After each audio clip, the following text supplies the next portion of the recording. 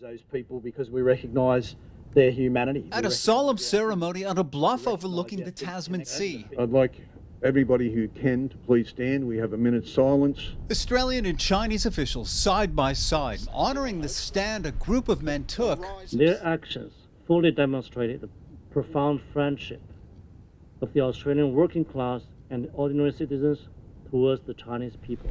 More than 8 decades ago. To us in Port Kembla, nothing stands out more than the pride we have in the principled stand that those men took.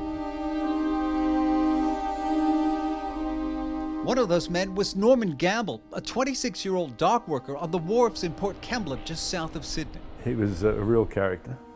He was full of life. He was somebody that didn't like a lot of discipline. Bless his heart, he was not your textbook dad, and did a lot of things wrong, a lot of things right. And there's my father's name just there. He's known as Sunshine. In 1938, Sunshine Gamble wrote about an 11-week standoff he and 180 other dock workers took part in after they learned the ship they were supposed to load with iron, the Dalfram, was bound for Japan. The workers feared that iron would be turned into weapons used against the Chinese and potentially against Australians as well. The guys unanimously said if it's going to Japan, we're not going to be complicit in what's happening in Manchuria. We're not going to load the ship. 180 waterside workers. Former union leader Gary Keane says the dock workers were well aware of the atrocities committed by Japanese imperial forces against the people of Nanjing.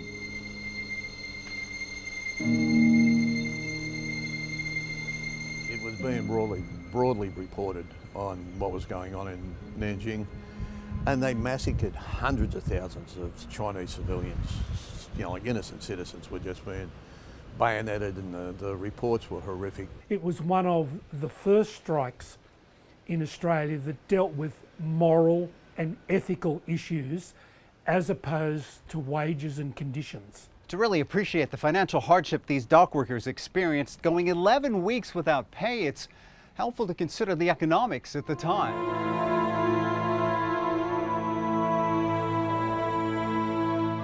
Still coming out of the Depression in 1938 in Australia. There had been no money around for the previous 8 years. Everybody had done it extremely tough. This is before the dispute. So people were just starting to get back on their feet. It wasn't just they went on strike, they were actually bashed and tried to be made to go back to work, and they stood their ground. Word of the workers' strike spread quickly. Fred Wong, a Chinese-Australian community leader who owned a fruit and vegetable shop in Sydney, stepped in to help. He, at that stage, got his associates and volunteers and Chinese market gardeners and fruit shop people donated fresh fruit and vegetables and other items of food, and he trucked them daily down to Port Kembla for the sustenance of the striking families for over 10 weeks. So if it hadn't have been for the goodness of some businesses in Port Kembla and from the Chinese market gardeners in Sydney bringing food down to workers here, people would have done it extremely tough. Australia's government sent the country's Attorney General, Robert Menzies, to Port Kembla to end the strike, earning him the name Pig Iron Bob.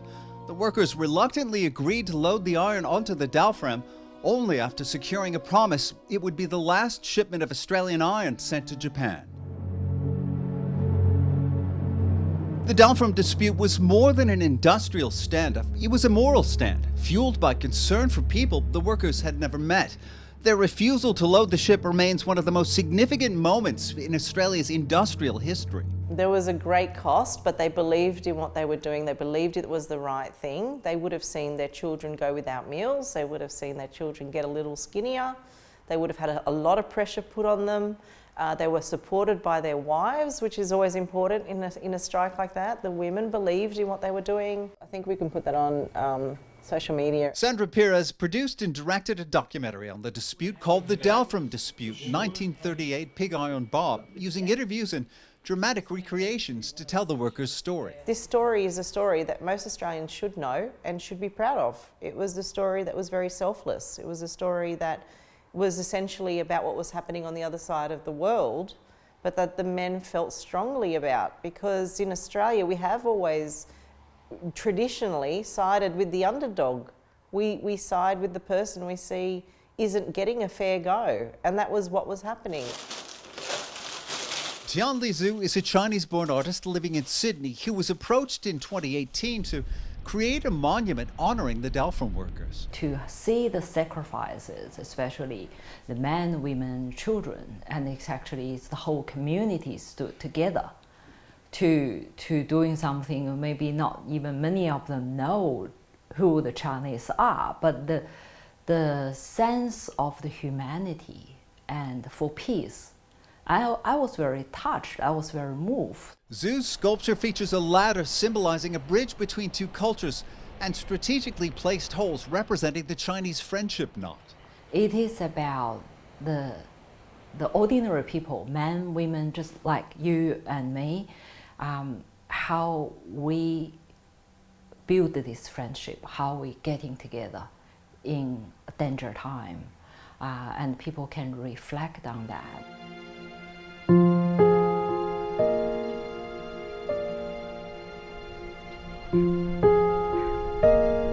The story of the Dalfram dispute may no longer be widely known, but it is certainly not forgotten, especially by the people it touched. I feel proud, you know, that they took that stand.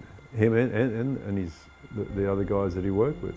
You know, I think it's, when you consider they could have taken the easy way out and backed down and loaded the ships and have work and getting paid for that, but they didn't. You know, as he was getting older and we talked about getting buried or where, you know, we would place his ashes, and he said to me, just throw me off the jetty over there, number 4, which was where that happened at that time. So, you know, it was something that stayed with him his whole life.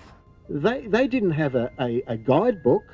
They could see it coming with their limited education, and they said, this is bad news. That's why people continue to gather on this bluff and lay wreaths inside the monument. When Sandra Perez did her film, Pig Iron Bob, she interviewed some survivors of the Nanjing Massacre, and she has reported that one of the few words of English that these people knew was the word Dalfram. Those workers, they are standing by the Chinese people. They are standing by the justice. Because a group of dock workers believed that taking a stand for people they had never met, no matter the personal cost, was simply the right thing to do.